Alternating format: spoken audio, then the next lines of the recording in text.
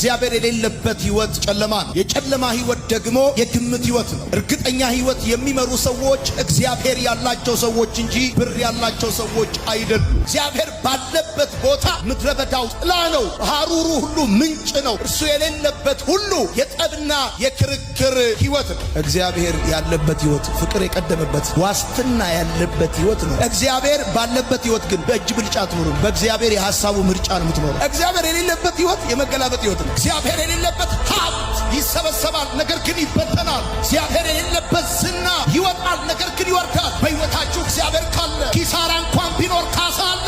ማዕበል እንኳን ቢኖር ወደብ አለ። ጭንቀት እንኳን ቢኖር ዋስትና አለ። ክርስትና እኮ ድልን ጨብጦ ነው ውጊያ። ስንዘምር ያዩን ሰዎች የምናልፍበት እሳት ያለ አይመስላቸው። ስንዘምር ያያችሁን እሳት ስላልነደደብን ሳይሆን ከእሳቱ ጋር ለእኛ ብቻ የሚታይ መለኮት ስላለ ነው። ሲድራቅ ሚሳቅ አብደናጎም በእሳት ውስጥ